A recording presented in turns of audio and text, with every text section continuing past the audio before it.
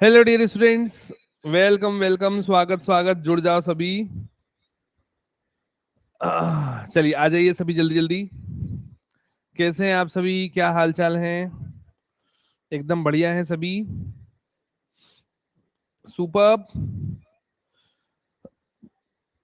चलो आ जाओ सभी जल्दी जल्दी।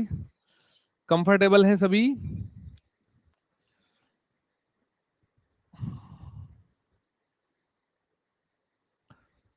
क्या हलचल इतना है मतलब? आ जाओ, गुड इवनिंग, जुड़ जाओ। अवनीश, सौरभ, मनिंदर, कमल, नवनी, अश्विन, अहमद, सौरभ, भारती, भट्ट जी, गुलशन, नवनी,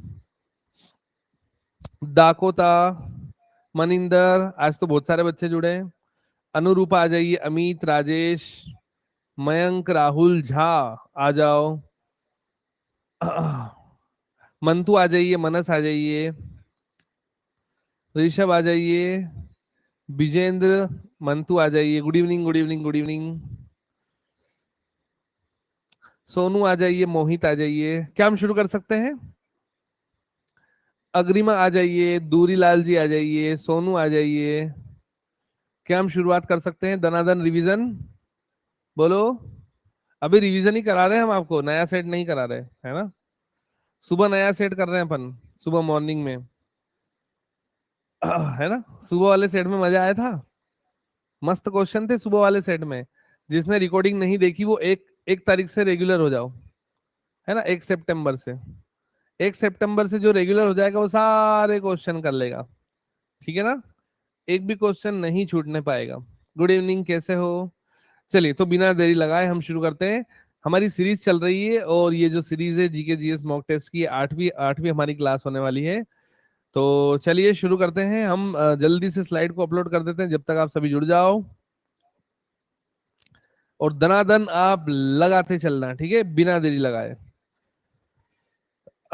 ठीक है, चलिए लगाइए। क्या होने वाला है इसका आंसर?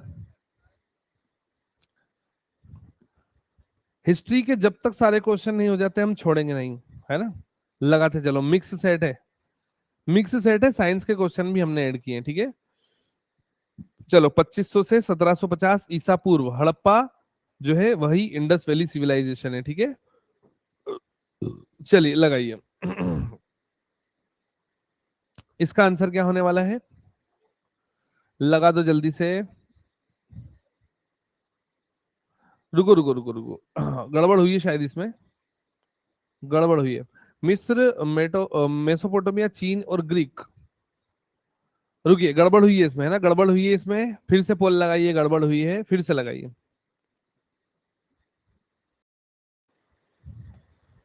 चलो लगा दिया। देखिए, तो जो चीन की सभ्यता थी, है ना, ये इसके समकालीन नहीं थी, है ना? ठीक। तो यहाँ पर सिंधु घाटी सभ्यता निम्नलिखित में से किस सभ्यता के समकालीन नहीं थी? मिस्र, मेसोपोटामिया सभ्यता, चीन की सभ्यता, ग्रीक की सभ्यता, है ना? चलिए। देखिए, यहाँ पर जो है समकालीन की बात हो रही है। और मिस्र, मेसोपोटामिया और ग्रीक, इनके तो बीच में व्यापार हुआ करता था ना, अगर आपको याद आ रहा हो। इन तीनों के बीच में, ग्रीक, मेसोपोटामिया और इजिप्ट, इनके बीच में तो व्यापार होता था। लेकिन चाइना के साथ व्यापार के कोई साक्ष्य नहीं मिलते हैं, है ना? इसलिए ऐसा माना जाता है कि ये समकालीन नहीं थी। तो ऐसा जो है अपने को यहाँ पर थोड़ा सा याद रखना है ना? चलिए, ये क्वेश्चन लगाइए। सिंधु घाटी की सभ्यता कहाँ तक फैली हुई थी? सिंधु घाटी की सभ्यता कहाँ तक फैली थी? अपन ने देखा था ना, मांडा है ना उत्तर में, और अगर अपन पश्चिम की बात करें तो अपन कहाँ पे चलते हैं? देमाबाद है ना बलूचिस्तान। अगर हम दक्षिण में चलें तो यहाँ पर नहीं, देमाबाद तो महाराष्ट्र दक्षिण में है ना, और आलमगीरपुर उत्तर में है, और इधर अपना बलूचिस्तान पश्चिम में। चलिए, तो पंजाब, राजस्थान, गुजरात, उत्तर प्रदेश, हरियाणा, सिंध और बलूचिस्तान, अपना जो है डी उत्तर हो जाएगा, है ना। चलो ये लगाइएगा। तो घोड़े के अवशेष कहाँ पर मिले हैं? घोड़े के अवशेष कहाँ पर मिले हैं, है ना। 100 क्वेश्चन का सेट हमने बनाया है आज, 100 क्वेश्चन का सेट बनाया है। उसके बाद अपना जो रिवीजन चल रहा था उसको हम जारी रखेंगे, है ना। चलिए, सुरकोटदा है ना, सुरकोटदा कहाँ पे आता है? ये गुजरात में है या राजस्थान में? कोशिश करो, कल अपन ने देखा था ना, कहाँ पे है ये सुरकोटदा? सिंधु घाटी स्थल स्थित कालीबंगन कहाँ पे देखने को मिलेगा? हाँ, सुरकोटदा और लोथल हमने गुजरात में देखे थे। कालीबंगन कहाँ पे देखने को मिलेगा? कालीबंगन राजस्थान, गुजरात, मध्य प्रदेश, उत्तर प्रदेश लगाते चलिए और रेगुलर रहने का प्रयास करें। लिंक हम शेयर करते रहते हैं, जिनके पास लिंक नहीं आई वो हमें व्हाट्सएप पे मैसेज कर दीजिएगा, 9039393224, है ना। आप हमें व्हाट्सएप पे मैसेज कर दीजिएगा, हम आपको ग्रुप में जोड़ लेंगे और आपको इंडिकेट करते रहेंगे, है ना, मोटिवेट भी करते रहेंगे। चलिए, तो राजस्थान, आपको यहाँ पर कालीबंगन, कालीबंगन में ईंटों पे नक्काशी मिली है। अगर आपसे पूछे, वो चूड़ियों वाला क्वेश्चन है ना, और ईंटों पे नक्काशी या अलंकरण बोल सकते हैं, ईंटों पे अलंकरण, ईंटों पे नक्काशी। और काली चूड़ियां कहाँ पे मिली है आपको? यहीं पर मिली है ना, कालीबंगन में। मुद्राओं के निर्माण में मुख्य रूप से किस पदार्थ का प्रयोग किया जाता था? है ना, अच्छा क्वेश्चन है ये। हाँ, ईंटों पे अलंकरण बोल सकते हैं अपन उसको, ईंटों पे नक्काशी बोल सकते हैं। 10 बजे से क्लास रहता है, रेडी होना होता है। चलिए, तो यहाँ पर सेल घड़ी, ये जो व्हाइट कलर के चिकने चिकने पत्थर होते हैं ना, जिसको रगड़ते हैं तो चिंगारी निकलती है, ये बिल्कुल वैसा ही है। तो सेल खड़ी, स्टेटाइट, इसको आपको फोकस करना होगा। इसी से वो मुद्रा भी बनाते थे, है ना। चलिए, ये लगाइए, क्या हम हड़प्पा सभ्यता को नव पाषाण युग में माने, या फिर पूरा पाषाण युग में माने, या लोह युग इसे कहें? अच्छा, हड़प्पा सिविलाइजेशन लोहे से परिचित थे क्या? यस और नो? कल हमने क्वेश्चन किया था, गुड इवनिंग, जुड़ जाओ, सभी जुड़ जाइए। हाँ, तो ये लोहे से परिचित नहीं थे, ये तो कांस्य युगीन सभ्यता थी। इन्होंने क्या बनाया था? कॉपर और टीन से ब्रोंज बनाया था। तो सबसे पहली मनुष्य द्वारा खोजी गई अलॉय कौन सी है, मिश्र धातु कौन सी है? तो ब्रोंज ही है ना। कांसे की नृत्य करती हुई मूर्ति हमें यहाँ पर देखने को मिलती है ना। पूरा पाषाण काल में फायर फायर का जो है यहाँ पर इन्वेंशन हुआ है। बाकी जो भी पहिए वगैरह या जो भी चीजें बनी है ना, व्हील, पहिया, वो सब नव पाषाण काल में बनी है ना। अभी वैदिक काल के क्वेश्चन भी करेंगे अपन, आज हमने मिक्स सेट बनाया है। सिंधु घाटी की सभ्यता के लोगों का मुख्य व्यवसाय क्या हुआ करता था, है ना। तो हिस्ट्री, इतिहास एक बार फिर से अपने आप को दोहरा रहा है। कहने का मतलब ये है कि हम एक बार फिर से एनिशियंट हिस्ट्री का रिवीजन करने वाले हैं, है ना। मिडिवल हिस्ट्री और जो है हमारी आधुनिक मॉडर्न हिस्ट्री, हम तीनों जो है एक बार फिर से रिवाइज करने वाले हैं, मजा आएगा। तो एग्रीकल्चर आपको यहाँ पर याद रखना है। पशुपालन, व्यापार, है ना, ये बाद की बात है। कृषि जो है इनका मुख्य व्यवसाय हुआ करता था, ठीक है। चलिए, ये सभ्यता कैसी थी? ग्रामीण थी या अर्बन थी, रूरल थी या अर्बन थी? हम्म अब ये देखो, ये कंट्रोवर्सी यहाँ पे शुरू मत करो कि इंडिया बोले कि भारत बोले, ये भी बहुत चल रहा है न्यूज में, है ना। अभी आप स्टडी पे फोकस करो। देखो, ये नेतागिरी करने का काम नेताओं का है। अभी हमारा जो रिसेंट, जो हमारा कर्तव्य है, दायित्व है, वो हमें जल्दी जल्दी रिवीजन लगाना है और सिलेक्ट होना है, ठीक है। चलिए। तो ये शहरी जो है यहाँ पर सभ्यता थी, ये नगर नियोजन के लिए जाने जाती थी ये सभ्यता। बेहतर इन्होंने नगरों का निर्माण किया, है ना, और वाटर मैनेजमेंट सिस्टम यहाँ पर बहुत अच्छा था इनके पास। पक्की सड़कें इन्होंने बनाई, है ना। सिंधु सभ्यता के घर जो है किससे बनाए जाते थे? तो जल्दी जल्दी लगा लो, है ना, नहीं तो यहाँ पे कंट्रोवर्सी शुरू कर देंगे, नेतागिरी शुरू हो जाएगी, सब अपनी अपनी राय देंगे। चलिए, सिंधु सभ्यता के घर पक्की ईंटों से, देखो, जब इंसान ने खुदाई की ना, दयाराम सानी 1921, राखाल दास बनर्जी 1922, कल किया था अपन ने, तो उन्होंने देखा यार इतनी पुराने समय में ईंट बन गई थी, है ना, ईंट का निर्माण हो चुका था। चलिए उसके बाद आगे चलते हैं। अब हमने थोड़े से साइंस के क्वेश्चन भी किए, ऐड किए, ताकि आपका मन लगा रहे, ठीक है ना। चलिए, बैटरी किस सिद्धांत पे काम करती है? बैटरी किस सिद्धांत पे काम करती है, ताकि है ना बच्चे नाराज ना हो। कुछ हमने साइंस के क्वेश्चन भी ऐड किए। एसिड बेस इंटरेक्शन या फिर इलेक्ट्रोलाइट्स। हम बैटरीज में इलेक्ट्रोलाइट्स का इस्तेमाल करते हैं ना, जैसे अमोनियम क्लोराइड का हमने इस्तेमाल किया है। अमोनियम क्लोराइड ये ड्राई सेल में अपन ने यूज किया है ना। और अगर अपन सेकेंडरी बैटरीज की बात करें तो H2SO4 लिथार्ज हमने यहाँ पर यूज किया। चलिए, इलेक्ट्रोलाइट्स है ना। विद्युत परिष्करण यानी कि प्योर मेटल, जब इलेक्ट्रिकल रिफाइनिंग यानी कि इलेक्ट्रोलाइसिस होता है, तो शुद्ध धातुएं प्योर मेटल्स कहाँ पे प्राप्त होते हैं? बेहतरीन क्वेश्चन है। तो जैसे अपन ने कल क्वेश्चन किया था, अगर आपको याद आ रहा हो, है ना। ठीक है। नहीं नहीं, कुछ साइंस के क्वेश्चन भी ऐड किए हमने, ताकि बच्चों का जो है मन लगा रहे, वो ऐसा ना कहें कि सर साइंस के क्वेश्चन आपने ऐड नहीं किए। केथोड पे मिलती है ना अपने को, केथोड पे धातुएं मिलती हैं।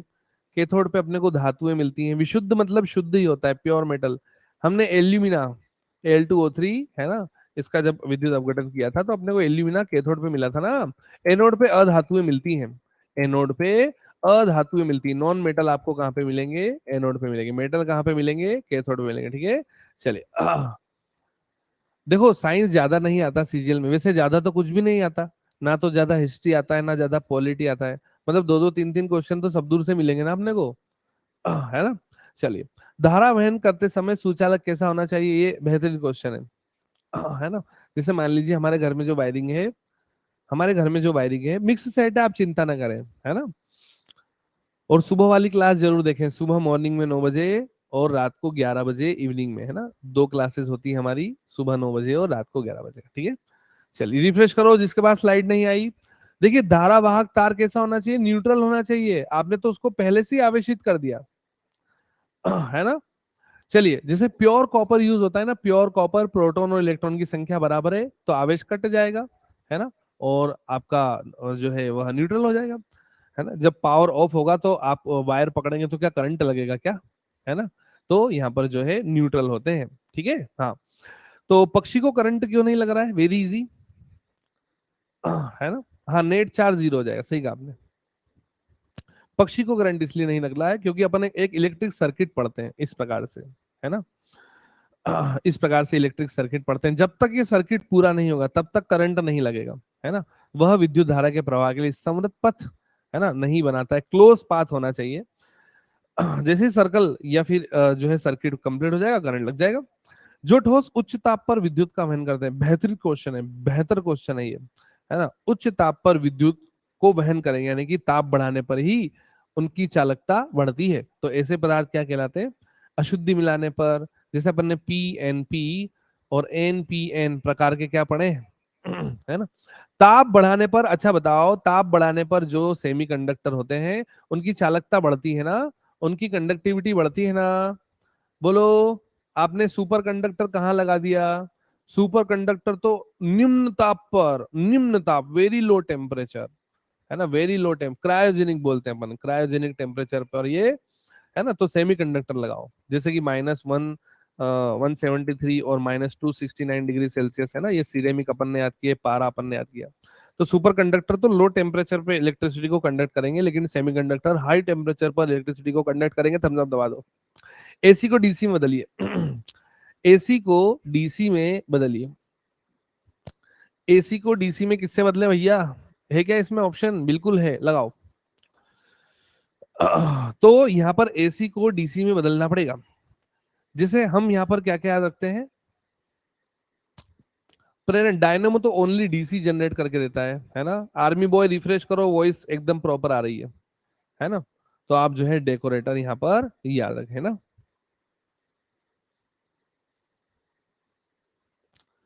अच्छा, अजब सी अदाएं हैं, ऐसा कुछ, है ना। देखो, यहाँ पर हमने एसी को डीसी में बदला है, अल्टरनेट करंट को डायरेक्ट करंट में बदला है, सही तो है, क्या दिक्कत है? रेक्टिफायर, रेक्टिफायर हमने याद किया था, डेकोरेटर हमने अल्टरनेटर याद किया था, सही तो है, क्या दिक्कत है? चलिए, बिजली बल्ब किससे जो है, बिजली के बल्ब पे क्या छपा होता है? बिजली के बल्ब पे क्या छपा होता है? और फिर अपन ने डीसी टू एसी याद किया था, है ना। डीसी टू एसी अपन ने याद किया था इन्वर्टर, है ना, इन्वर्टर अपन ने याद किया था। ऑसिलेटर अपन ने याद किया था डीसी टू एसी के लिए, याद आया। अल्टरनेटर, डेकोरेटर और रेक्टिफायर ये एसी टू डीसी होते हैं, ठीक है, याद आ गया। जिसको याद आया थम्स अप दबा देना, है ना। चलिए, शक्ति और वोल्टेज छपा होता है, आप बिजली के बल्ब में, है ना, 11 वॉट, 12 वॉट, 7 वॉट, 9 वॉट, तो वोल्टेज तो छपा होता ही है ना। पावर भी छपी होती है, अपने को यहाँ पर याद रखना है, ठीक है। चलिए, अनंत विद्युत प्रतिरोध किसका होगा।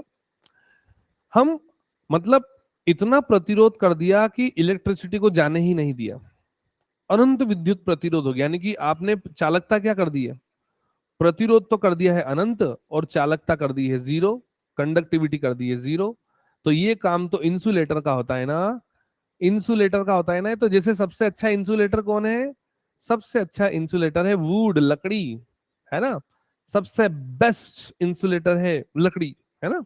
चले, लड़की, ऋषभ जी लड़की है क्या, सुनील लड़की, वाह। चलिए, अब हम आ जाते हैं वैदिक काल में, ठीक है।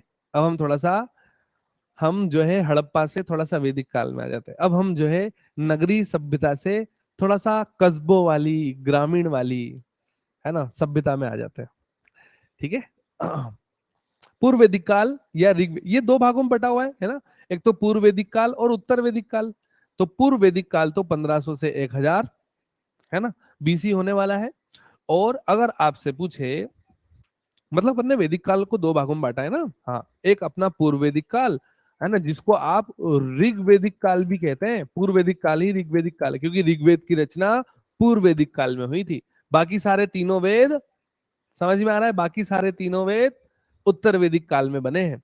तो उत्तर वैदिक संस्कृति किस नाम से जानी जाती है। अपन ने कितने बढ़िया तरीके से इसको लगाया था ना। सुबह वाले क्लास भी मिक्स ही किया कीजिए, ओनली साइंस क्यों कराते हो। देखिए, हमने 1 घंटे तक साइंस कराया, उसके बाद हमारी 1.5 घंटे की क्लास होती है, अगले 30 मिनट हमने जीके का ही तो सेट लगाया था, है ना, जिसमें हमने आपको वाटरफॉल्स याद हुआ है ना, और कुछ मिक्स क्वेश्चन भी हमने लगवाए थे, ठीक है। चलिए, तो 1000 से 600 ईसा पूर्व, ठीक है, लगाते चलो, करते चलो। ठीक है, ये उत्तर वैदिक काल। आर्य शब्द का जो अर्थ है वह क्या हो सकता है, what is the meaning of the word of Arya. अच्छा, आर्य कहाँ से आए थे, मध्य एशिया से आए थे क्या। और हमने देखा था पाकिस्तान और अफगानिस्तान के बीच में एक दर्रा है, पासेज, कोशिश करो, हमने याद किया था कौन सा दर्रा, फोकस किया था हमने, कौन सा दर्रा है, पासेज, सुपीरियर और एलाइट, श्रेष्ठ और कुलीन, है ना। तो आर्य जो है वो बड़े श्रेष्ठ हुआ करते थे, इन्होंने इन्होंने जो है सप्त सिंधु प्रांत में वेदों की रचना की है। सोचो कितना ज्ञान रहा होगा इनके पास, ये बड़े श्रेष्ठ थे, है ना, बड़े कुलीन थे ये लोग। और हम तो श्रेष्ठ नहीं है, हम तो बड़े असभ्य होते जा रहे हैं। प्रारंभिक, है ना, प्रारंभिक आर्यों के बारे में निम्नलिखित कथनों में से कौन सा सही नहीं है, है ना। आज की जो सिविलाइजेशन है वर्तमान एट प्रेजेंट, है ना, वो तो उसे सभ्य सिविलाइजेशन ना कहा जाए तो बेहतर है। हम सभ्य नहीं है, हम एक दूसरे की टांग खिंचाई करने में माहिर हैं, कुल मिला के मजे लेते हैं एक दूसरे के। हम कुलीन भी नहीं है, क्योंकि देखिए, हम एक दूसरे कुल में विवाह करने लगे हैं। है ना, अदर कास्ट में विवाह बहुत ज्यादा हो रहे हैं। चलिए, देखिए, तो आर्यों की सभ्यता, नगरी व्यवस्था कहाँ थी बताओ, ये क्या नगरों में निवास करते थे, नहीं, है ना, ये नगरी नहीं थे, ये तो ग्रामीण थे, ये तो रूरल थी, है ना। ये अर्बन कहाँ से थी, ये तो ग्रामीण थे। बाकी ये सब सही एकदम, संस्कृत बोलते थे, घुड़सवारी करते थे, झुंडों में रहते थे और पशुपालन वगैरह किया करते थे, है ना। इनमें से किस फसल का ज्ञान वैदिक काल वालों को नहीं था, नहीं तो ये भी क्या करने लगते, नशा करने लगते, है ना। ये भी बीड़ी पीते। तो यहाँ पर जो है, जो गेहूं, चावल और तंबाकू, यहाँ पर जो है तंबाकू के बारे में इनको पता नहीं था, तंबाकू में होता है निकोटीन, है ना। ये मेरे देश को हुआ क्या, है ना, ये जब भी अपन कोई मूवी देखने जाते हैं तो ये सेंटेंस आता है ना, कहीं है आग तो कहीं धुआं धुआं। उत्तर वैदिक काल के वेद विरोधी। देखो उत्तर वैदिक काल में भी हम जैसे शैतान लोग हुआ करते थे, वो वेदों का विरोध करते थे, वो ब्राह्मणों का विरोध करते थे। तो ऐसे लोगों को या ऐसे धार्मिक अध्यापकों को क्या कहा जाता था? जो विरोधी अपोजिशन वाले होते थे उनको क्या कहते थे? है ना, अपोजिशन तो त्रेता युग में भी था, है ना, और जो है क्या बोलते हैं, द्वापर युग में भी अपोजिशन वाले जो है लोग हुआ करते थे। तो यहाँ पर इनको श्रमण कहा जाता था। क्या कहा जाता था? इनको श्रमण कहा जाता। फोकस कीजिए आप, याद होने लगेगा। श्रमण कहा जाता था। वैदिक गणित, अच्छा आप में से किस किसने वैदिक मैथ्स पढ़ा है? एक बार यस जरूर लिखना। अगर आप सरस्वती विद्या मंदिर से हैं तो आपको वैदिक मैथ्स की एक अलग से क्लास वहां पे ली जाती थी, है ना। ये मोस्ट इंपोर्टेंट क्वेश्चन है, वैदिक गणित का महत्वपूर्ण अंग क्या है? वैदिक मैथ्स नहीं पढ़ा आपने? उसमें ट्रिक्स होती हैं बहुत सारी, और सूत्र और उपसूत्र होते हैं उसमें। अब जो सरस्वती विद्या मंदिर से पढ़े उन्हें ये बात पता है। चलिए, शल्व सूत्र इज द राइट आंसर। अधिकतर बच्चों का सही हुआ है। मोस्ट इंपोर्टेंट क्वेश्चन, शल्व सूत्र। ठीक है। अच्छा, बुक है आपके पास? हाँ, सरस्वती विद्या विद्या मंदिर से जो है एक बुक मिलती थी वैदिक मैथ्स की, उसमें बहुत सारी ट्रिक्स होती थी। और यकीन मानिए, अभी जितने भी आप मैथ्स की क्लासेस लेते हैं ना, उसमें जो भी आप सिंप्लीफिकेशन के क्वेश्चन करते हैं, जो भी टीचर्स आपको जुगाड़ बताते हैं ना, वो सब वैदिक मैथ्स वाला ही जुगाड़ है। किस वेद में प्राचीन वैदिक युग की संस्कृति के बारे में सूचना दी गई है? ये तो बड़ा आसान रहेगा, है ना। चलिए लगाइएगा, ऋग्वेद, यजुर्वेद, अथर्ववेद और सामवेद। तो यहाँ पर आप जल्दी जल्दी इसको लगा लीजिए। The right answer is Rigveda, है ना। Rigveda is the right answer. आगे चलते हैं। आपको ग्रंथों का सही क्रम लगाना है, यानी कि पहले क्या जो है बनाए गए, उनके बाद क्या बनाए गए, उनके बाद क्या बनाए गए, इस प्रकार से आपको अरेंजमेंट लगाना है। तो सबसे पहले किनकी रचना हुई है? तो स्वाभाविक सी बात है, सबसे पहले तो वेदों की ही रचना हुई है ना। ठीक है, फोकस करेंगे और बहुत ही अच्छा रिवीजन आपको देखने को मिलेगा, है ना। नहीं, उपनिषद नहीं बने हैं, उपनिषद तो सबसे अंत में बने हैं। वेद, उसके बाद ब्राह्मण, उसके बाद आरण्यक, उसके बाद उपनिषद। पहला अरेंजमेंट जो है वह सही होने वाला है ना। अब क्योंकि आप है ना वेद पढ़ते हैं, उपनिषद पढ़ते हैं, तो आपको हमेशा ये साथ में याद रहते हैं। ये दोनों चीजें नहीं पढ़ते ना आप, इसलिए आपको याद नहीं रह पाता। चलो कोई बात नहीं, फोकस कीजिएगा। ये तो आसान रहेगा। ये तो बड़ा आसान रहेगा। वेदों की संख्या कितनी है? वेदास, है ना, 2 3 4 5। अच्छा, पुराणों की संख्या कितनी है? पुराण, ये भी पूछा जाता है, पुराणों की संख्या कितनी है? छोटा सा क्वेश्चन है ना, 18 पुराण हो जाएंगे। ठीक है, चलिए लगाते चलिए फटाफट फटाफट। 4 वेद हैं, ऋग्वेद, यजुर्वेद, सामवेद, अथर्ववेद। अब हम आ जाते हैं थोड़ा सा भारत के संवैधानिक इतिहास की तरफ, थोड़ा सा आगे बढ़ते हैं। बी आर अम्बेडकर और महात्मा गांधी के मध्य सन 1900, सारे क्वेश्चन इंपोर्टेंट है, प्रीवियस ईयर क्वेश्चन है। 1932 में हस्ताक्षरित पूना समझौता, इस पूना समझौते में हुआ क्या था? क्या भारत के लिए डोमिनियन स्थिति बनाए जाने का प्रावधान था, या मुसलमानों के लिए पृथक निर्वाचन, निम्न वर्ग के लिए पृथक निर्वाचन क्षेत्र, या निम्न वर्ग के लिए आरक्षण सहित संयुक्त निर्वाचन क्षेत्र? अधिकतर बच्चों का सही है। अच्छा, इसमें 1909 मार्लेमेंटो सुधार ऐसा कुछ दिख रहा है क्या? कोई सा ऑप्शन है क्या कल जो हमने किया था? ऑप्शन दिख रहा है कहीं पे? बी ऑप्शन हो जाएगा, है ना। अभी आगे क्वेश्चन आएगा, लगाना आप सभी। तो बी ऑप्शन से हो जाएगा वो 1909 के लिए। चलिए, तो निम्न वर्ग के लिए आरक्षण सहित संयुक्त निर्वाचन क्षेत्र का प्रावधान आपको पूना समझौते में देखने को मिलेगा 1932। रेगुलेटिंग एक्ट, ये बड़ा आसान रहेगा। सबसे पहला एक्ट इसी को कहा जाता है ना। लगाते चलिए।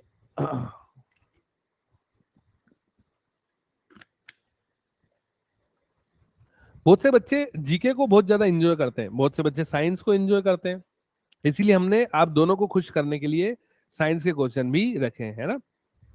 महारानी विक्टोरिया को जो भारत की साम्राज्ञी है कब नियुक्त किया गया था? है ना। Queen Victoria was appointed as the empress of India. तो 85, 75, जब अपन इसका सेट लगा रहे थे ना, थ्योरी जब अपन इसकी पढ़ रहे थे, तो इसकी कहानी पूरी स्टोरी हमने पढ़ी थी, है ना। 1858 इज द राइट आंसर, है ना। 40% बच्चों का सही हुआ। 1858 पे फोकस कीजिएगा। मार्ले मिंटो सुधार जो हम यहाँ पर बात करते हैं, है ना, कब आया था? 1909 के आसपास, है ना, लगाइएगा। तो यहाँ पर जो है इसका उद्देश्य क्या था? पृथक निर्वाचन प्रणाली, सेपरेट इलेक्टोरल सिस्टम, भारतीय की भागीदारी बढ़ाना, भारतीयों की युद्ध में सहयोग हेतु तैयार करना, पूर्व स्वतंत्रता देना। तो देखिए मुस्लिम वोट को अलग करना था, है ना। पृथक निर्वाचन प्रणाली, सेपरेट, है ना। चलिए, मार्ले मिंटो सुधार बिल किस वर्ष में पारित किया गया था? 5/9/11/20, 5/9/11/20। देखिए मंडे से हम थ्योरी शुरू कर रहे हैं, ध्यान दीजिएगा। मंडे से हम थ्योरी शुरू कर रहे हैं, थ्योरी, है ना, थ्योरी। और हमने हमारे यूट्यूब चैनल पर साइंस का बहुत सारा कंटेंट पढ़ा के रखा है ऑलरेडी, है ना। अगर आप सिर्फ साइंस पढ़ना चाहते हैं तो आप इस चैनल पे जाइएगा, यूपीएससी पीएससी बाय आनंद सर। और हम शाम को 7 बजे कोशिश करेंगे, वही पुराना समय, शाम को 7 बजे थ्योरी शुरू करेंगे, जिसमें अपन जियोग्राफी, है ना, क्योंकि आप लॉन्गिट्यूड लेटीट्यूड के क्वेश्चन बहुत ज्यादा गलत कर रहे थे, जियोग्राफी शुरुआत करते हैं, है ना, सारी चीजें शुरुआत करेंगे। तो ये चैनल आप ज्वाइन कर लें, यूपीएससी पीएससी बाय आनंद सर, इसे आप सर्च करें और सब्सक्राइब कर लें, ठीक है। हम यूट्यूब पर क्लासेस शुरू करेंगे। अधिकतम जैविक क्षति किससे होती है ना, बायोलॉजिकल डैमेज। 8 बजे, 8 बजे कर लेंगे। जो तुमको हो पसंद वही काम करेंगे। देखिए कैंसर का इलाज कौन सी तरंगों से होता है? कैंसर का इलाज गामा तरंगों से होता है। गामा तरंगों की खोज किसने की थी, जल्दी बताना। क्या पॉल विलार्ड ने की थी? पॉल विलार्ड, है ना। गामा तरंग ये क्या है, म्यूटेशन तक ला सकती है। जैसे हल्क बन गया था ना, गामा तरंगों को एब्जॉर्ब कर सकता था, उसने जो है वो पहन भी लिया था, वो मणिधारक, है ना, चुटकी बजा दी थी उसने। तो गामा तरंगे सेल को डैमेज तो करेंगी ही, साथ में म्यूटेशन भी ला सकती हैं, और ये बायोलॉजिकल डैमेज कर सकती हैं। एक्स किरणों की खोज, कैथोड्रा एक्सपेरिमेंट, एच डेवी, डेवी ने सेफ्टी लैम्प की खोज की। एंटोनी वॉन लेवोसियर, इन्होंने मास कंजर्वेशन दिया, ये फादर ऑफ केमिस्ट्री हैं। फेराडे ने इलेक्ट्रोलाइसिस इलेक्ट्रोमैग्नेटिक इंडक्शन दिया। Röntgen is the right answer. वायुयान का आविष्कार किसने किया है? वायुयान का आविष्कार फ्रैंक विट्टल ने तो अच्छा, फ्रैंक विट्टल ने जेट इंजन खोजा या स्टीम इंजन खोजा? कौन सा इंजन खोजा? फ्रैंक विट्टल की अगर बात करें, ये तो राइट ब्रदर्स आएगा ना, बहुत आता था क्वेश्चन। एक क्वेश्चन जो है, हाँ, जेट इंजन खोजा था। और स्टीम इंजन जो है, भाप का इंजन, किसने खोजा था? जेम्स वॉट ने, है ना। James Watt is the right answer. Christian Barnard करके क्वेश्चन पहले बहुत ज्यादा पूछा जाता था, है ना। क्रिश्चियन बर्नार्ड जो है हार्ट ट्रांसप्लांट सबसे पहला क्रिश्चियन बर्नार्ड, ऐसा कुछ है ना। चलिए, माइकल फेराडे ने इलेक्ट्रोलाइसिस की खोज की। अब हम चलते हैं KNO3, इसको अपन शोरा भी बोलते हैं, है ना। सल्फर की बात करेंगे और वुड चारकोल की बात करेंगे, है ना। वुड चारकोल, इसी से बारूद बनता है ना। जो बारूद के ढेर पर है ना, जिनके घर बारूद के ढेर पर होते हैं, वो मशाल मशाल जलाने की बात नहीं करते, ऐसा कुछ। चलिए, Roger Bacon is the right answer, है ना। अल्फ्रेड नोबल, नाइट्रोग्लिसरीन से इन्होंने डायनामाइट बनाया।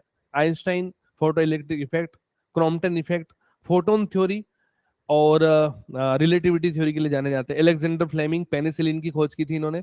जेट इंजन का आविष्कार किसने किया? आगे आपका क्वेश्चन।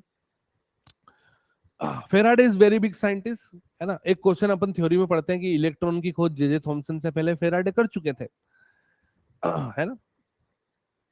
जैसे आप इंडिया पाकिस्तान के मैच में कौन जीतेगा वो आप पहले से ही बता चुके होते हैं, ऐसे ही फेराडे भी जो है इलेक्ट्रॉन की खोज कर चुके थे, लेकिन नाम जे जे थॉमसन का ही लिया जाता है।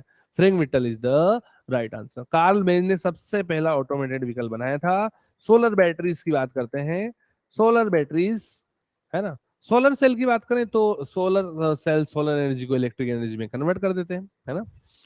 जिसके घर शीशे के होते हैं वो दूसरे के घर पर पत्थर नहीं मारते। हमने सुना है जिसके घर शीशे के होते हैं वो बेसमेंट में कपड़े बदलते हैं।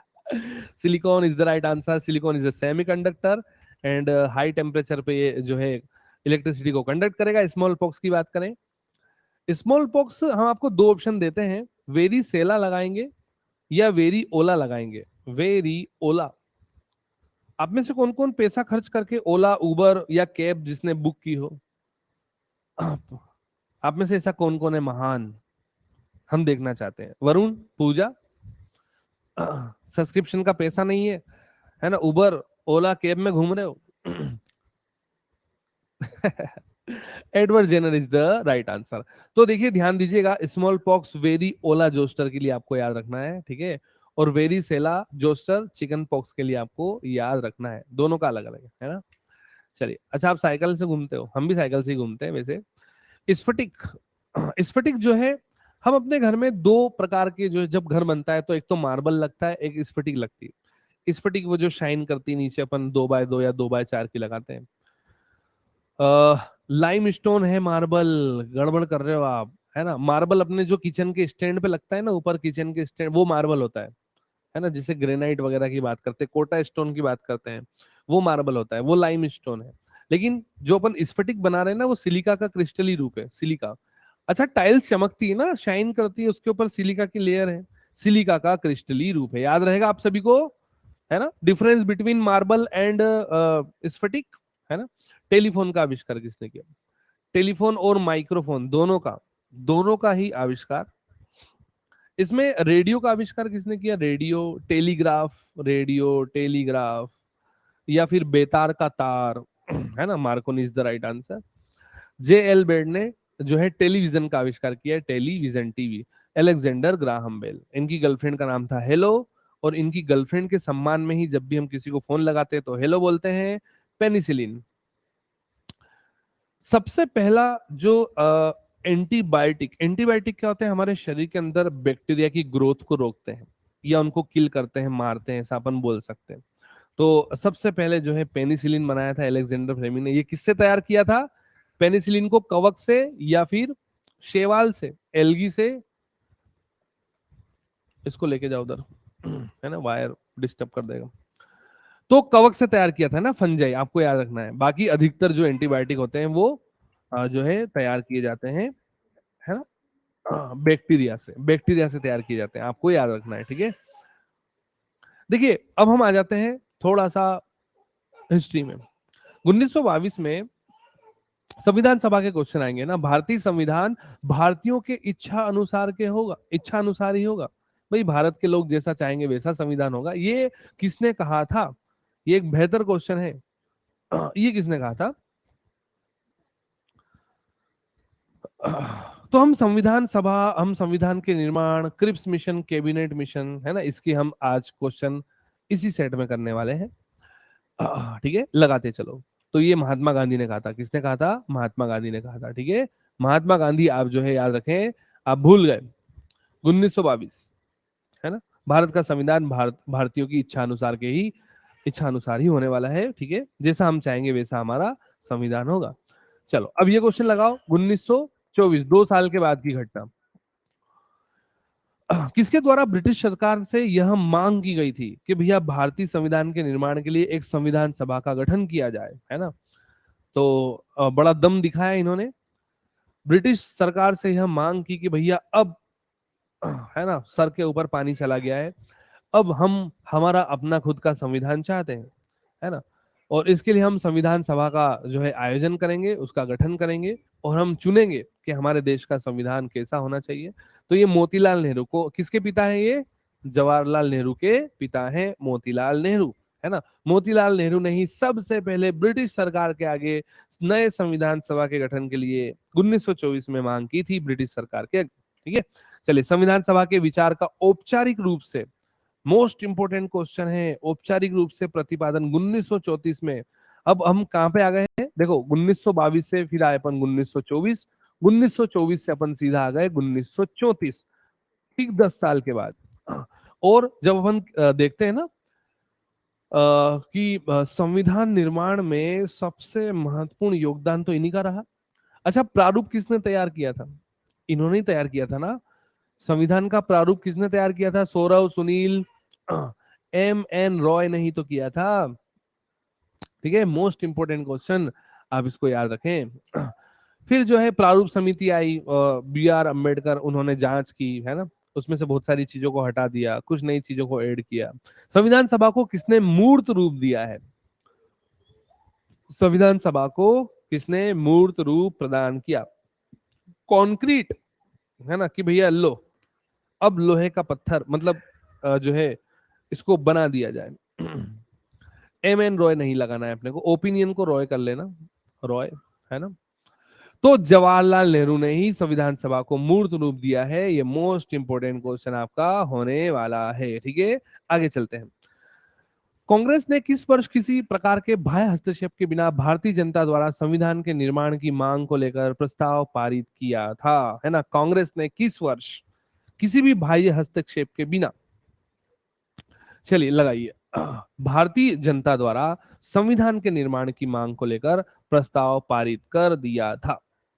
है ना, तो 28 क्यों लगा रहे हैं आप? ये तो बहुत पुरानी बात हो जाएगी। 42 तो बहुत आगे आ गए अपन, है ना, दो ऑप्शन तो वैसे ही कटते हुए दिख रहे हैं अपने को। The right answer is 1936। 1936, है ना, आप याद रखें। अगर हम 1934 की बात करें तो एम एन रॉय ने औपचारिक रूप से जो है संविधान सभा के लिए, है ना, विचार प्रस्तुत किया था। और फिर 1936 में हमने यहाँ पर जो है ना, कांग्रेस ने, हमने नहीं, कांग्रेस ने, ठीक है, आप इसको याद रखें। 1938 पे बना गए 2 साल बाद।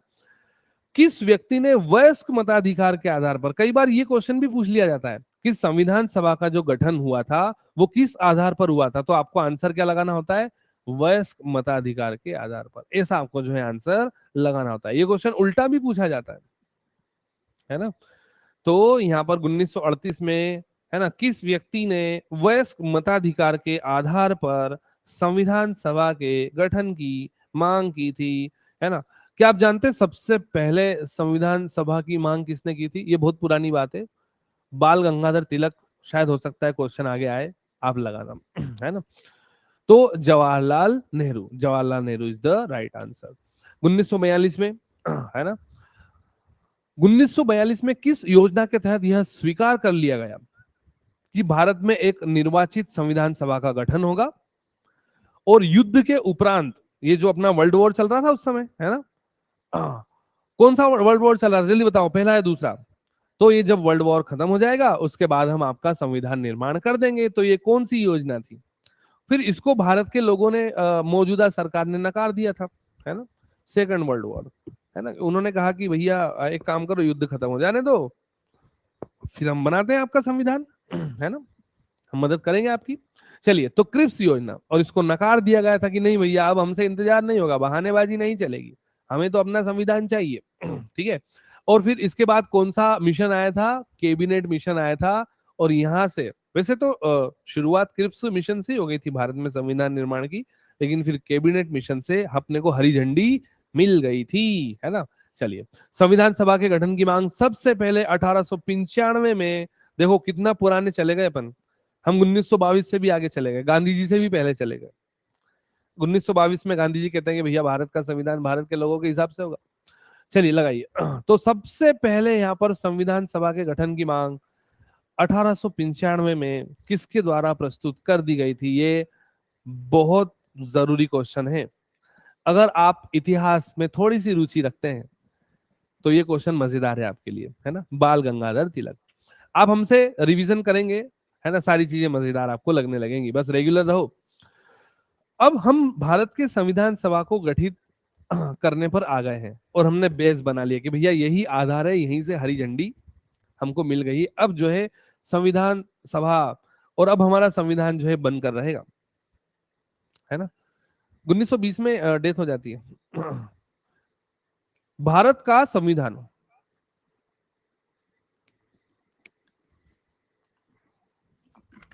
उसका बेस कैबिनेट मिशन था ना, कैबिनेट मिशन प्लान, है ना, इसका हमने पूरा जिक्र किया था। भारत की संविधान सभा किसके अनुसार गठित की गई थी? लगा दीजिए, मोस्ट इंपोर्टेंट, बड़ा आसान क्वेश्चन, लगाइएगा। अच्छा, आपने बुक भेज दी क्या? सौरव ने देखो बुक भेज दी है। तो ये है आपका कैबिनेट मिशन प्लान, है ना, कैबिनेट मिशन प्लान आपका जो है ना, ये आपका होने वाला है। तो वैदिक मैथ्स, ये बुक आपको देखने को मिल रही है, अरिहंत, है ना, अरिहंत पब्लिकेशन की बुक है ना, मेड इजी वैदिक मैथमेटिक्स। इसमें बहुत सारे सूत्र वगैरह आपको दिए होंगे, है ना। चलिए, हम राष्ट्रीय आय किसे कहें? चलिए थोड़ा सा इकोनॉमिक्स में आते हैं। हम नेशनल इनकम किसे कहें? बाजार मूल्य पर निबल, है ना, निबल तो समझते हैं ना, नेट नेशनल प्रोडक्ट अपन उसको बोल सकते हैं, है ना। तो उत्पादन लागत पर निबल, बाजार मूल्य पर निबल, उत्पादन लागत पर निबल। आपको फोकस करना है उत्पादन लागत पर है ना, आपका जो नेट नेशनल प्रोडक्ट होता है, उसी पे अपन जो है नेशनल इनकम को मेजर करते हैं। मोस्ट इंपोर्टेंट क्वेश्चन, ये तो आसान रहेगा।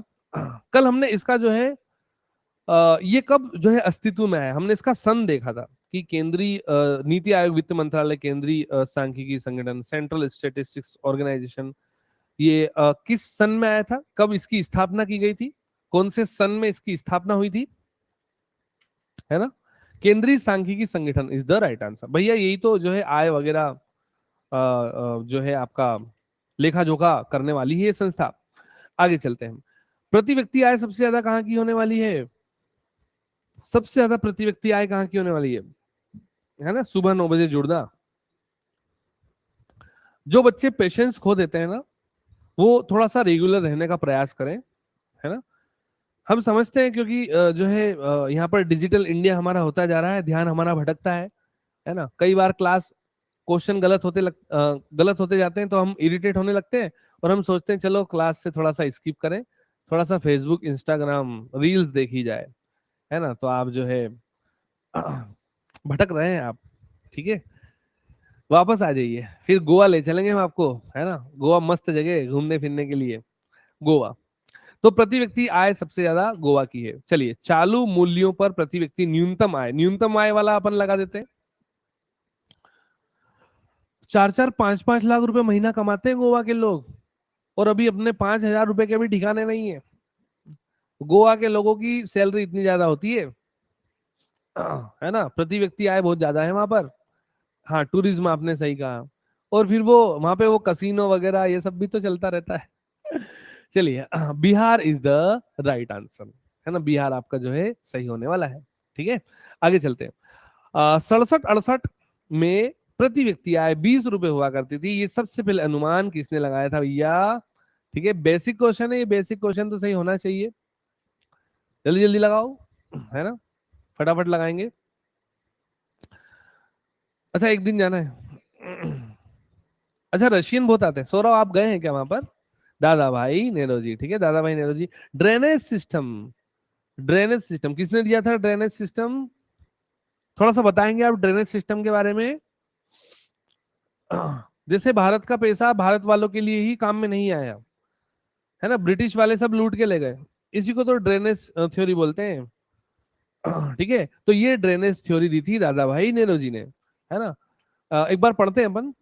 तो भारतीय उत्पाद का वह हिस्सा, प्रोडक्ट का वह हिस्सा जो जनता के उपभोग के लिए, है ना, कि जनता खुद ही उपयोग नहीं कर पाई, कुछ राजनीतिक कारणों से जिसका प्रवाह इंग्लैंड की ओर रहा। भैया ये सारा का सारा प्रोडक्टिविटी कहाँ चली गई, इंग्लैंड की ओर, है ना, जिसके बदले में भारत को कुछ नहीं मिला।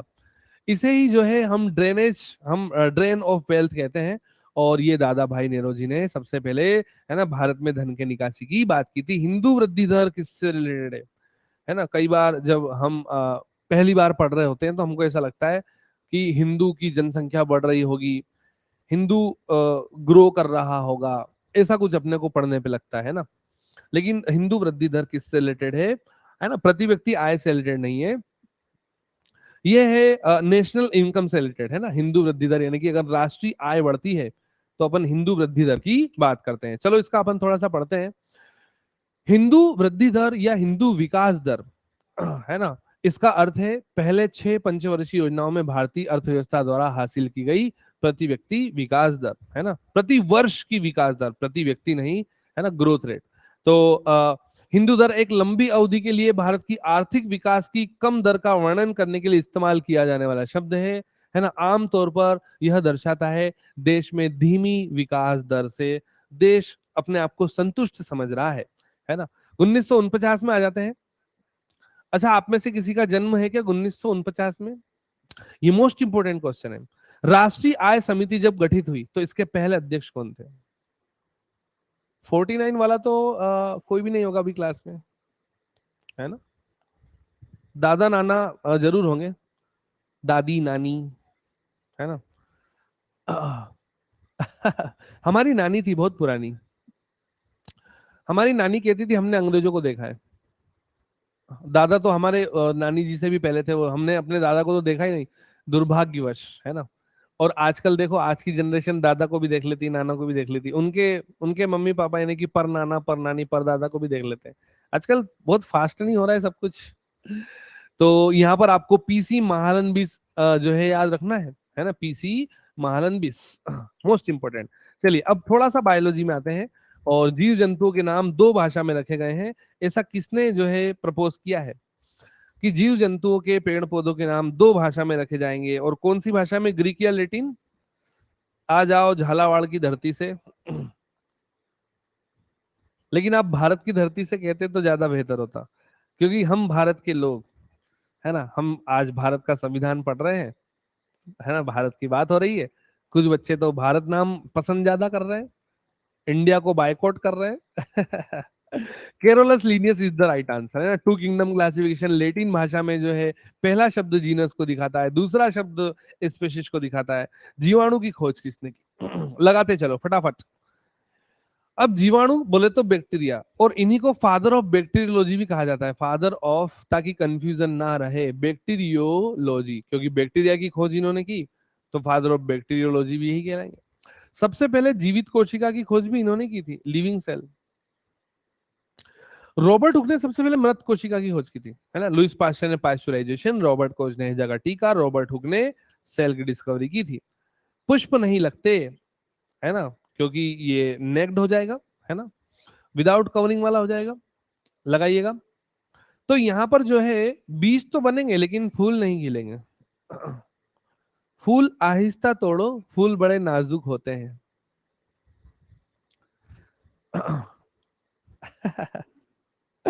चलिए, तो यहां पर जो है जिम्नो, ये इजी क्वेश्चन भी आपने गड़बड़ कर दिया। जिम्नोइज्म नेक्ट, नेक्ड सीड होते हैं ना, इनके ऊपर कवरिंग नहीं होती, इनके ऊपर जो है कवरिंग से ही तो फ्लावर बनेगा, है ना। जिनके ऊपर कवरिंग होगी वहां से फ्लावर बनेगा, फिर जो है फर्टिलाइजेशन भी होगा, और ओवेरी आपकी फ्रूट में कन्वर्ट हो जाएगी, एंजियोस्पर्म, है ना। ब्रायोफाइटा जो है आपका क्या हो जाएगा? Amphibians of plant kingdom, pteridophyta reptiles, reptiles of plant kingdom. ये एक बेहतर क्वेश्चन है। नॉर्मली जो बैक्टीरियाज होते हैं उनका आकार कैसा होता है ना, नॉर्मली। ये एक बेहतर क्वेश्चन है।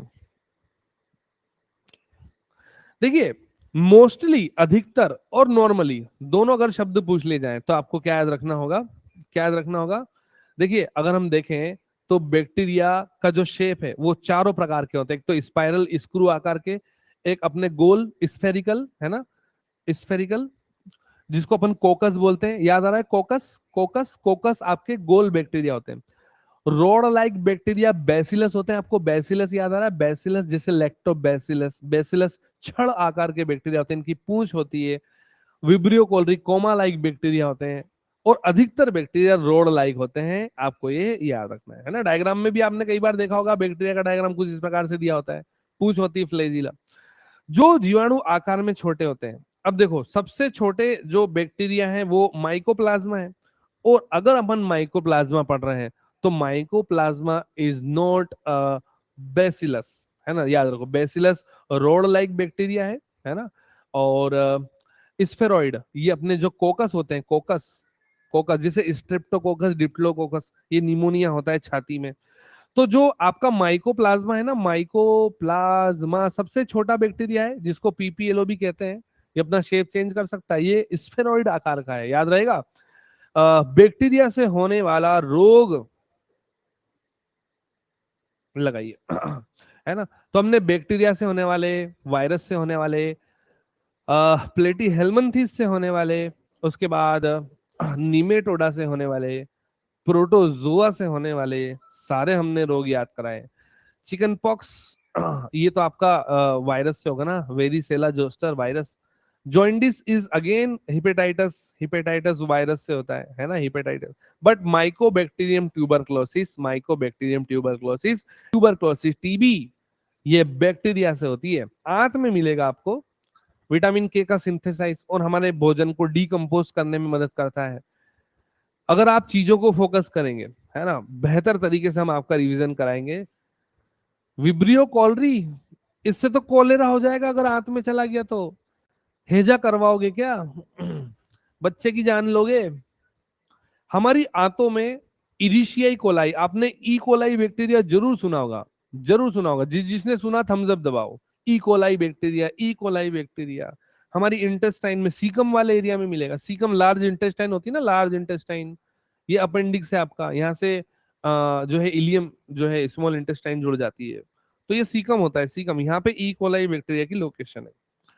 एंटीबायोटिक्स मोस्टली किससे तैयार किए जाते हैं? हमने अभी अभी सबसे पहला एंटीबायोटिक देखा पेनिसिलिन, वो कवक से तैयार हुआ था, लेकिन अधिकांश एंटीबायोटिक किससे तैयार किए जाते हैं, किससे प्रिपेयर किए जाते हैं, किससे बनाए जाते हैं? इस क्वेश्चन को याद रखने का तरीका है, लोहा लोहे को काटता है ना, लोहा लोहे को काटता है।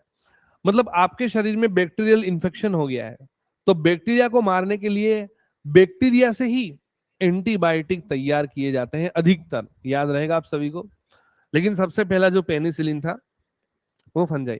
कई बार एग्जामिनर मजे लेता है, वो आपको ऐसे देता है bacteria plus fungi, bacteria plus fungi, algae, algae plus fungi, बात को समझना, algae plus fungi, bacteria plus fungi, plant plus animal. फिर वो आपसे पूछता है कि एंटीबायोटिक किससे तैयार किए जाते हैं, तो बैक्टीरिया और फंजाई आपको आंसर लगाना होगा। जो बात को समझा थम्स अप दबाए, एल्गी और फंजाई मत लगा देना, ये तो लाइकेन हो जाएगा है ना। पेयर्ड में कभी पूछ ले तुम, यानी कि कवक से भी एंटीबायोटिक बनते हैं और बैक्टीरिया से भी एंटीबायोटिक बनते हैं। सबसे छोटा ऑर्गेनिज्म कौन सा होने वाला है? अच्छा, सबसे बड़ा ऑर्गेनिज्म कौन सा होने वाला है, कौन बताएगा? सबसे बड़ा ऑर्गेनिज्म, सबसे बड़ा ऑर्गेनिज्म कौन बताएगा? सोनिया, आरजे, पूजा।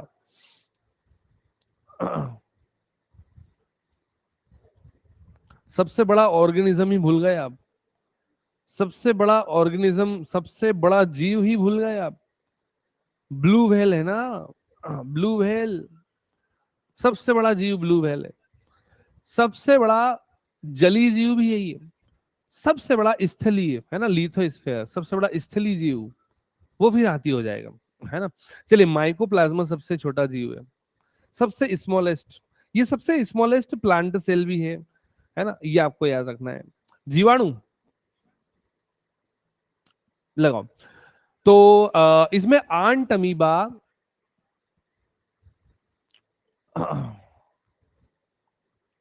जिंजेवेलिस से क्या हो जाएगा?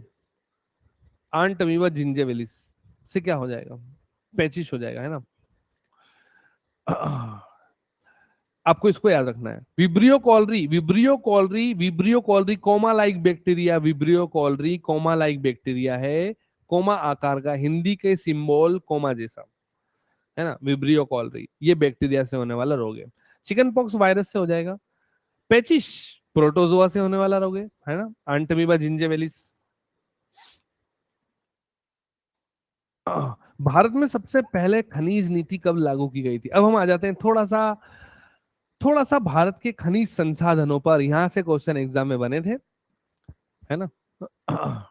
लगाओ, तो हम मिनरल पॉलिसी की बात कर रहे हैं, हमने कल रिपीट किया था क्वेश्चन, आप भूल गए, है ना।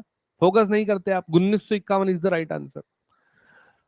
सरकार द्वारा नई राष्ट्रीय खनिज नीति, अब हम नई न्यू न्यू मिनरल पॉलिसी की बात करेंगे।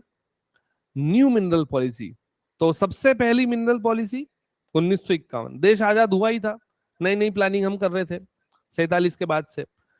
लेकिन फिर नई आपकी जो है नीति आई, है ना, ये आई 2008 में, ये आई आपकी 2008 में, ठीक है।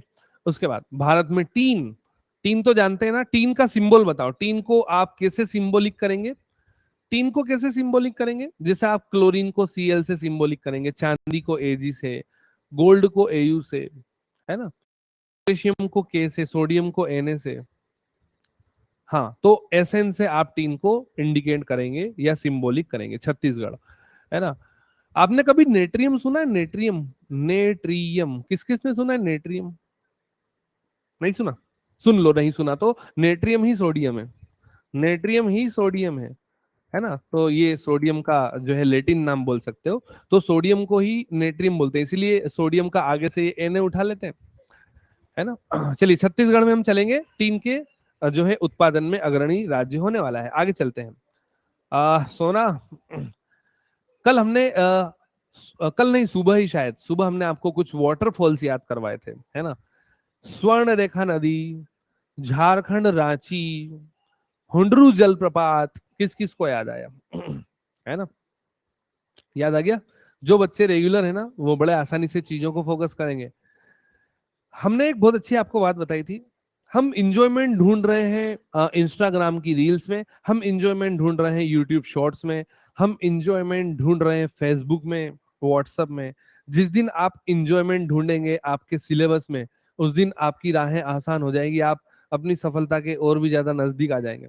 जिस दिन आपको मजा आने लगेगा ना, हाँ मुझे सारे जलप्रपात याद है, मुझे सारे वाटरफॉल्स याद है, मुझे सारे लेक्स याद हैं, मैंने वैदिक काल बहुत अच्छे से पढ़ा है ना, मुझे इंडस वैली सिविलाइजेशन के सारे क्वेश्चन याद है, उस वक्त देखिएगा आपकी पर्सनालिटी भी इंक्रीज होगी और आप एक बेहतर इंसान भी बनेंगे। है ना। अच्छा, यस और नो में जवाब दो। यूट्यूब शॉर्ट्स देखकर, रील्स देखकर, इंस्टाग्राम चलाकर कोई बेहतर इंसान बन पाया है? क्या उसका व्यक्तित्व निखर के आया है? क्या उसके बिहेवियर में चेंज आया है? क्या उसने अपने आसपास के माहौल को बदला है? है ना। दिल में दर्द को छुपाए रखा, है ना, हमने माहौल को बनाए रखा। चलिए, तो और ज्यादा डिप्रेशन आ जाता है लोगों को देख देख कर, वो और ज्यादा स्ट्रेस फील करते हैं कि यार हम कुछ नहीं कर पा रहे जिंदगी में, सारा समय तो रील्स देखने में जा रहा है, करोगे कहां से? तो जिस दिन मजा आने लगा ना पढ़ाई करने में, जिस दिन आपने मैथमेटिक्स के कोई एक क्वेश्चन की कोई नई ट्रिक सीख ली, है ना, तो आपका कैसा मन प्रसन्नचित हो जाता है, हाँ मजा आ गया, नई ट्रिक मिली, है ना। उस दिन मजा आएगा। Karnataka is the right answer, हट्टी सोने की खाने कर्नाटक में है। चलो, अब थोड़ा सा आपको मोटिवेट करने के बाद फिर से बैक टू द टॉपिक, हम क्वेश्चन पे आ जाते हैं।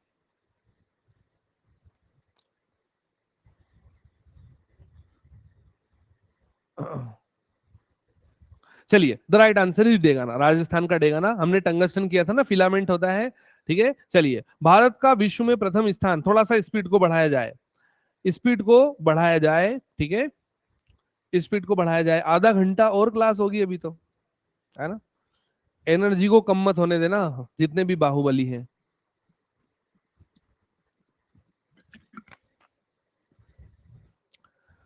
Mica is the right answer, है ना, माइका। अच्छा, कौन से स्टेट में मिलेगा माइक्रा? माइका किस में मिलेगा? माइका हीट का अच्छा कंडक्टर है, बट इलेक्ट्रिसिटी का बैड कंडक्टर है। आंध्र प्रदेश, है ना। तो हमारा एकाधिकार है ना, मतलब कहने का मतलब अपना जलवा है किसके उत्पादन में? माइका, है ना, वेरी वेल, है ना। आगे चलते हैं, उसके बाद सबसे ज्यादा आपको माइका कहां पर देखने को मिल जाएगा?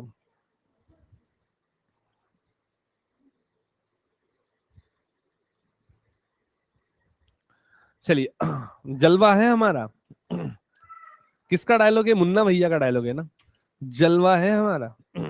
खनिज पदार्थ के उत्पादन में निम्नलिखित में से कौन सा राज्य प्रथम स्थान रखता है? ये क्वेश्चन कल भी किया था हमने, आज भी आया है।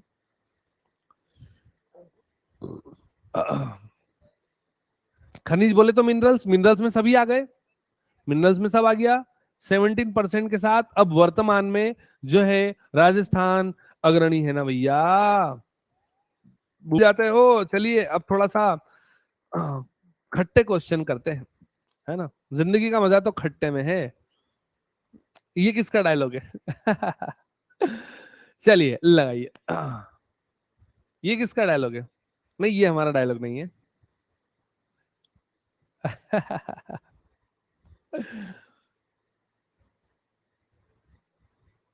मूवी नहीं देखते आप?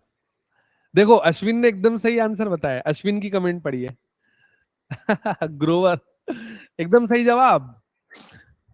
चलिए, bacteria is the right answer, है ना, लैक्टोबैसिलस बैक्टीरिया।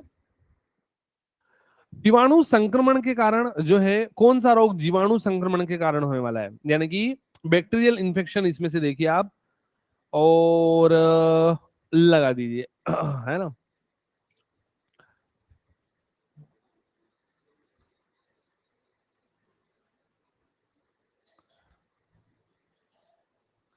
देखिए, दो चीजें हम आपको याद कराते हैं। आंट अमीबा हिस्टोलिका से तो पैचिश होता है, और आंट अमीबा जिंजेवेलिस से पायरिया होता है। पोल नहीं आया था आपके पास? आंट अमीबा जिंजेवेलिस से तो पैचिश होता है, आंट अमीबा हिस्टोलिका से तो पैचिश होता है, आंट अमीबा जिंजेवेलिस से पायरिया होता है। ठीक है, चलिए। कुष्ठ रोग, माइकोबैक्टीरियम लेप्री, हैंसन ने खोज की थी ना। हैंसन डिसीज किसे कहते हैं? लिप्रेसी को ही तो कहते हैं, और ये तो बैक्टीरियल इन्फेक्शन है। दमा तो एलर्जिक है ना, आप प्रदूषण से भी हो जाएगा, ये तो दमा तो है ना, दमा अस्थमा। चलिए, तो आप इसको फोकस करें। सबसे पहले वायरस की खोज किसने की थी? TMV, tobacco mosaic virus. हम फिर से रिपीट करते हैं, फोकस करना। आंट अमीबा हिस्टोलिका से पैचिश होता है, ये प्रोटोजोआ है। आंट अमीबा जिंजेवेलिस से पायरिया होता है। पायरिया वो मसूड़ों में खून आता है ना, विटामिन सी की कमी हो जाती है। इवानोविस्की ने ही तो की थी, एडवर्ड जेनर ने स्मॉल पॉक्स, है ना, Carolus Linnaeus father of chemistry. चेचक के टीके का आविष्कार किसने किया? फादर ऑफ इम्यूनोलॉजी भी इसी कहते हैं। स्मॉल पॉक्स को जो है इन्होंने इन्वेंट किया था, स्मॉल पॉक्स का जो वैक्सीन है। Edward Jenner father of immunology है ना। लुइस पास्चर ने पास्चुराइजेशन दिया, एंटी रेबीज वैक्सीन खोजा, दूध का दही बना दिया। दिमाग का दही तो नहीं हुआ है ना, बाकी सब ठीक है। दूध का दही बन जाए वो चलेगा, है ना, दिमाग का दही नहीं होना चाहिए। पोल गया, फिर से लगा दो, फिर से लगा दीजिए। इसका मतलब दही का दही बड़ा हो गया। दही बड़ा किस किस को पसंद है आपको? मतलब जैसे ही कहीं पार्टी में गए, दही बड़े पे टूट पड़े, कम से कम 4-5 दही बड़े खा के आए। अग्रिमा, सौरव, राहुल, सोनिया। घर पे कब से दही बड़े बनने लगे? आपके घर पे दही बड़े बनते हैं? भाई हमारे घर पे तो आज तक दही बड़ा नहीं बना। बनते हैं। भाई ये चीजें तो पार्टी में ही खाने को मिलती है ना, दही बड़े, गुलाब जामुन, ये चीजें कहाँ घर पे बनती है? जलेबी। चलिए, lactobacillus is the right answer. स्वपोषी कौन है? मतलब खुद ही भोजन बनाएंगे, खुद ही खा डालेंगे। अच्छा अच्छा। हाँ, तो ये बात है। अब वो हमारी सिस्टर नहीं है ना, हम 3 भाई हैं, इसलिए हमारे घर पे कभी बन नहीं पाई ऐसी अनोखी अनोखी चीजें। चलिए, एल्गी प्लांट में आती है ना, एल्गी तो प्लांट में आती है ना, थेलोफाइटा में आती है। प्लांट अपना भोजन खुद बनाएंगे, खुद ही खाएंगे। वायरस वायरोलॉजी, फंजाई माइकोलॉजी, है ना, ये सब क्या है? वायरस तो पैरासाइट है, फंजाई सेप्रोफाइट है, प्रोटोजोआ ये हेटेरोट्रोपिक है, ये तीनों हेटेरोट्रोपिक है। ठीक है, चलिए। टिक्का डिसीज, ज्वार, गन्ना, चावल, मूंगफली।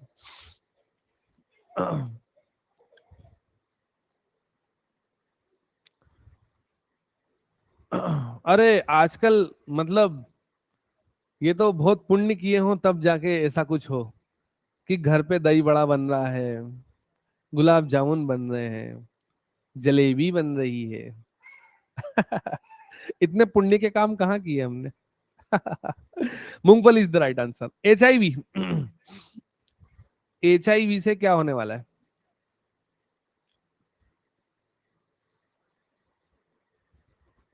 अच्छा, आपको याद है गुलाब जामुन बनाना? एड्स होता है ना, none of this is the right answer. AIDS होता है, इनमें से कोई नहीं। है ना। वायरस के कारण सी क्या है, एक बार पढ़ना पड़ेगा, है ना, सी को देखना पड़ेगा एक बार, है ना। बाकी ये दोनों तो अपने को याद ही है। सी एक बार चेक करेंगे, अभी तक चेक नहीं किया, है ना, कि वो कौन सा रोग है। वायरस के कारण कौन सा रोग होगा? वायरस, इसमें प्रोटोजोआ की वजह से कौन सा रोग होगा? प्रोटोजोआ, प्रोटोजोआ, प्रोटोजोआ की वजह से।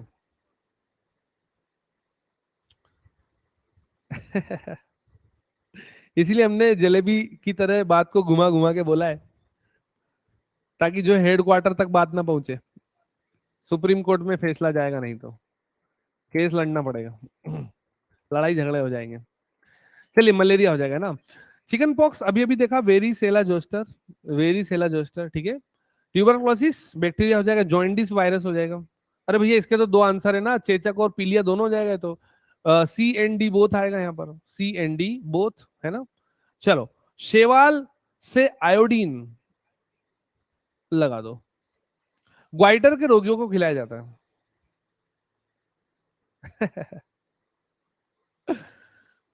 चलिए, back to the topic, personal ना होइए ज्यादा। ज्यादा पर्सनल नहीं होना है।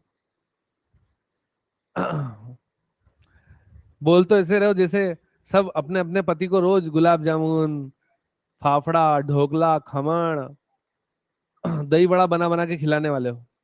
कमेंट में तो ऐसे बातें कर रहे हैं आप। सारगासम लेवेनिरा इज द राइट आंसर। चलिए, रैंक देख लो जिसको रैंक देखना है ना, रैंक देख लीजिए। जिसको रैंक देखना है रैंक देख लो जल्दी से फटाफट। आगे चलते हैं, ये क्वेश्चन लगाइए।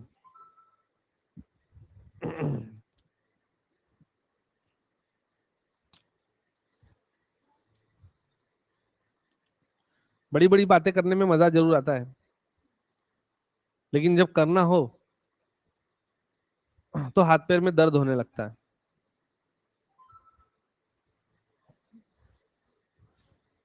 पोल टाइम डिक्रीज करें, चलो पोल टाइम डिक्रीज कर देते हैं। इसका आंसर आपका जो है ए का दूसरा होने वाला है ना। ए का तमिलनाडु होगा, कली तो किया था अपन ने। कथकली, कथकली तो केरल में है ना। बोलो। कुचिपुड़ी, कुचिपुड़ी। अच्छा, कुचिपुड़ी सीमा बोले तो आंध्र प्रदेश होना चाहिए क्या? सीमांध्र मतलब आंध्र प्रदेश है ना, सीमांध्र मतलब आंध्र प्रदेश। तो ओडिशा ओडिसी हो जाएगा, मणिपुरी मणिपुर में मणिपुरी हो जाएगा। तो अपने को 2 5 और 4 लगाना था, 2 5 और 4, ठीक है। चलिए आगे चलते हैं। अगेन आपको जोड़ी मिलाना है, जल्दी मिलाइए।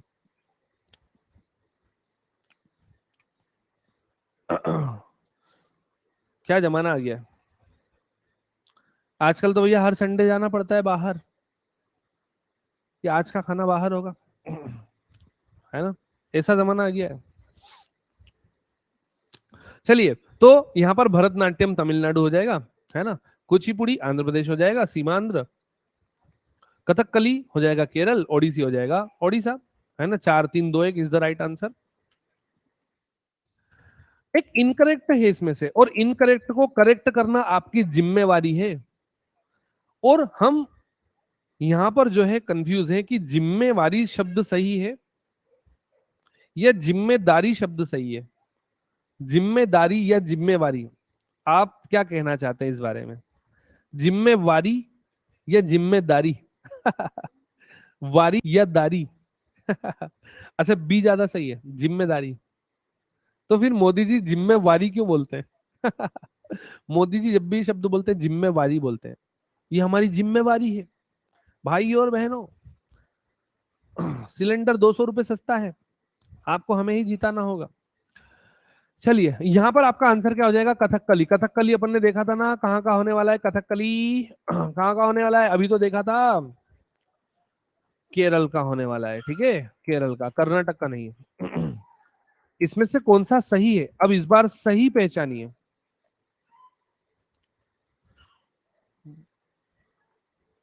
मतलब साफ है, मेरा नहीं है जिम्मेदार। मीनू थक गए क्या आप? बताओ। आज मिनी क्लास में नहीं क्या? Mini, mini, Meenu, mini Meenu, Monu भी आता था क्लास में। मिनी, मोनू, मीनू। रुक जाना नहीं, है ना। कथकली केरल, बाकी सब इनकरेक्ट है। कुचिपुड़ी, कुचिपुड़ी तो आंध्र प्रदेश हो जाएगा। भरतनाट्यम तमिलनाडु हो जाएगा। कथक केरल कथक कहाँ का हो जाएगा? यूपी का हो जाएगा ना, उत्तर में यूपी। कथक कहाँ का है? लो आ ही गया, अगला ही क्वेश्चन है।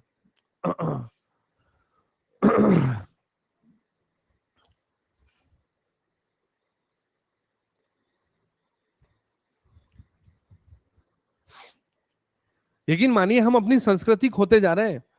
हम अपने क्लासिकल डांस में जो है इंटरेस्ट नहीं ले रहे हैं, वेस्टर्न डांस में जो है इंटरेस्ट ले रहे हैं। वो ब्रेक डांस कुछ तो भी ऐसे हाथ पैर मोड़ मोड़ के। कथक जो है यूपी का होने वाला है। केरल में सर्वाधिक, हाँ उसको पॉप डांस बोलते हैं ना, पॉप डांस। माइकल जैक्सन तक मामला ठीक था, लेकिन जैसे ही पॉप डांस आया सब बैंड बजा दी। और आजकल तो अपने इंडिया में जो रियलिटी शोज हो रहे हैं, यकीन मानो एक का भी डांस पसंद नहीं आता हमको, तो हम तो देखना ही बंद कर दिया। थोड़ा बहुत इंडिया गोट टैलेंट अच्छा आता था, उसकी भी बैंड बजा दी। चलिए, Kathakali is the right answer, है ना, केरल में कथकली है। ये लगाओ भरतनाट्यम।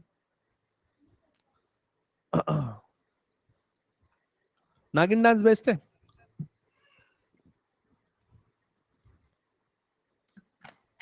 हमने नागिन झील का क्वेश्चन किया था लास्ट टाइम, कल ही किया था। कहां पे नागिन झील? नागिन झील कहां पर है? जम्मू कश्मीर, मोहनी अट्टम पे चलते हैं। देखो बच्चे रेगुलर रहते हैं, सब याद है उनको। सर आप नागिन डांस पूछ लो या किंग कोबरा डांस पूछ लो, सब याद है हमको। किंग कोबरा अपना घोंसला स्वयं बनाता है। भारत का जहरीला सांप है। करेज सबसे जहरीला है, पाइथन सबसे कम जहरीला है। चलिए लगाइए। मोहनी अट्टम तो अपने को केरल में मिलेगा ना, केरल में दो है। एक तो मोहनी अट्टम है, और एक आपका कथकली। कथकली और आपका जो है मोहनी अट्टम, है ना, ये केरल में होने वाला, केरल में दो है। कुचिपुड़ी, चलो आंसर आपको शो हो गया है। और कुचिपुड़ी हमेशा याद आ रहा है, जो क्या नाम है उनका, धर्मेंद्र की वाइफ का नाम क्या है? क्या नाम है धर्मेंद्र की वाइफ का नाम क्या है? वो ये डांस करती थी ना, क्या नाम है उनका, हेमा मालिनी, है ना। हेमा मालिनी यही वाला डांस करती थी क्या? कुचिपुड़ी वाला, ऐसा हमें याद आ रहा है। हेमा मालिनी है ना। कुचिपुड़ी किस राज्य की नृत्य शैली होने वाली है? कुचिपुड़ी। ये क्वेश्चन रिपीट हो गया क्या? आंध्र प्रदेश, पिछला ही क्वेश्चन था ना ये, चलो रिपीट हो गया, Andhra Pradesh is the right answer. अच्छा, स्लाइड जो है मिसमैच हो गई है। स्लाइड जो है मिसमैच हो गई, इसलिए आंसर पहले शो हो रहा है, कोई बात नहीं।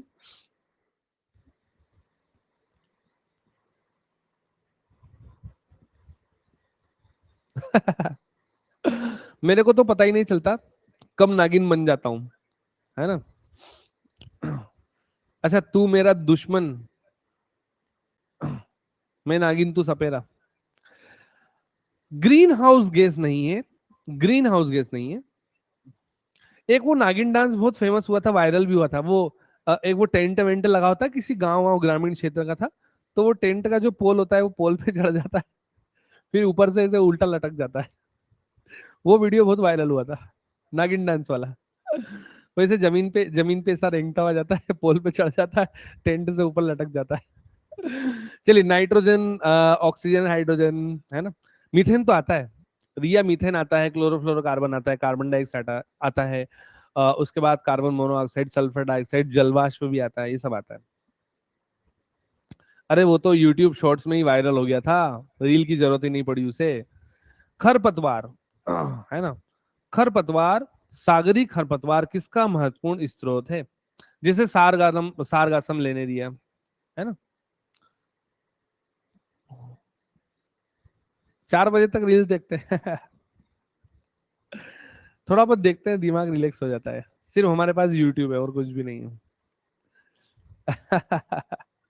Iodine is the right answer, sargassum ले मैंने दिया। चलिए, ग्रीन हाउस इफेक्ट सबसे महत्वपूर्ण दो गैसें बताइए।